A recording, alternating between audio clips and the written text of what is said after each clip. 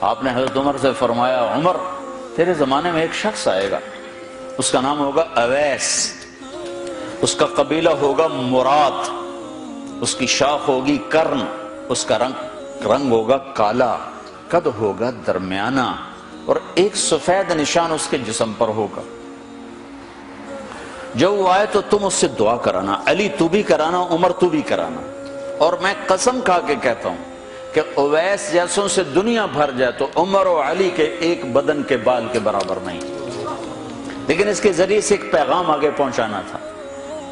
تو حضرت عمر اور حضرت علی حیران ہو کر دیکھنے لگے کہ ہمیں کہا جا رہا ہے کہ اویس سے دعا کروائیں، وہ ہم صحابی وہ تابعی۔ تو آپ نے فرمایا اس نے ماں کی ایسی خدمت کی ہے، جب وہ ہاتھ اٹھاتا ہے تو اللہ ہاتھ واپس خالی موڑتا ہی نہیں۔ یہ پیغام پہنچانا تھا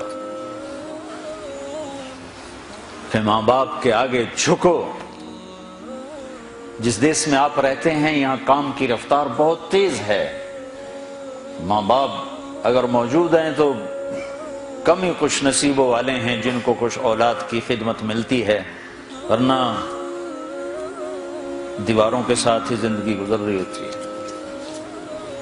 تو عمر رضی اللہ عنہ جب خلیفہ بنے تو ہر سال حج کرتے تھے، ہر سال ان کو ڈھونڈواتے۔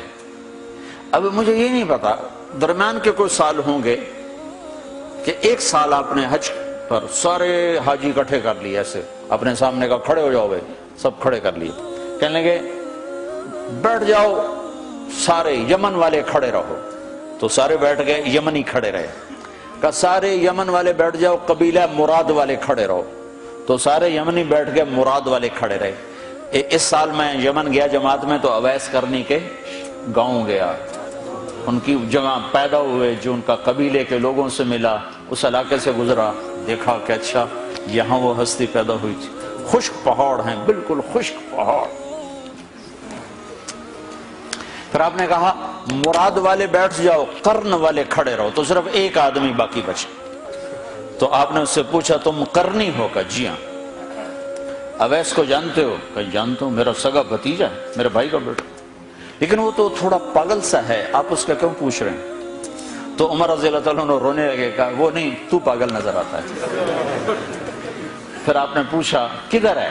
آیا ہوا ہے حج میں؟ ہے؟ کہ جی ہے۔ کدھر ہے؟ کہ جو اونٹ چرانے نکلا تھا عرفات کی طرف۔ تو حضرت عمر نے حضرت علی کو ساتھ لیا اور دوڑ لگائی اور پہنچے عرفات کی طرف، تو دیکھا تو ایک آدمی ایک کیکر کے درخت کے نیچے نفل پڑھ رہا اور اونٹ اس کے چاروں طرف چل رہے۔ تو یہ دونوں حضرات بیٹھ گئے، تو انہوں نے اویس نے محسوس کیا کچھ آ گئے لوگ، تو انہوں نے نماز مختصر کر دی، سلام پھیرا۔ تو حضرت عمر نے پوچھا کون ہو بھائی؟ کہا جی مزدور ہوں۔ کہا تیرا نام کیا ہے؟ کہا جی اللہ کا بندہ۔ کہا بھائی ہم سارے کے بندے ہیں، میں پوچھ رہا ہوں جو نام تیری ماں نے تیرا رکھا وہ کیا ہے؟ تو وہ تو پہچانتا نہیں تھا کہ عمر کون ہے، علی کون ہے، وہ تو پہلی دفعہ حج پہ آیا تھا۔ وہ کہنے لگا تم کون ہو میرا انٹرویو کرنے والے؟ انٹرویو تو میں اپنی طرف سے کہہ رہا ہوں۔ میں کہا تم کون ہو میرا پوچھنے والے؟ تو حضرت علی بولے یہ امیر المومنین ہیں عمر بن خطاب، اور میں ہوں علی بن ابی طالب۔ پھر وہ ایسے ایک دم گھبرائے، دونوں کو سلام کیا، میں معذرت چاہتا ہوں میں نے پہچانا نہیں۔ تو عمر رضی اللہ عنہ نے فرمایا ہاتھ اٹھا، ہاتھ اٹھا۔ برمنگھم والوں کو پیغام پہنچے کہ ماں کی خدمت کیسے کی جاتی، کہ عمر جیسا ہاتھ اٹھوا رہا ہے، علی جیسا، علی جیسا۔ تو وہ کہنے لگے میں آپ کے لیے کیسے ہاتھ اٹھاؤں، میری اوقات ہے کہ میں آپ کے لیے دعا کروں؟ کہاں، ہمیں ہمارے نبی کا حکم تھا کہ اویس آئے تو اس سے دعا کروانی ہے، کہ جب وہ ہاتھ اٹھاتا ہے تو وہ ہاتھ خالی نہیں آتے۔ کس وجہ سے؟ تہجد، جہاد، تبلیغ، ذکر، تلاوت، تسبیح، حج، عمرے، نمازیں، روزے، ذکر، تلاوت۔ کس وجہ سے؟ نہیں، ان میں سے ایک وجہ بھی نہیں، ماں کی خدمت کی وجہ سے۔ پھر ایک اور جگہ آپ نے فرمایا کہ لوگ جب جنت میں چلیں گے تو اویس بھی چلے گا، جب جنت کے دروازے پر پہنچے گے تو اللہ تعالیٰ فرمائیں گے اویس کو روک لو باقی کو جانے دو۔ تو اویس گھبرا جائیں گے، کہیں گے یا اللہ مجھے کیوں روک لیا ہے؟ تو اللہ تعالیٰ فرمائیں گے ٹھہر جاؤ، جانے دو ان کو۔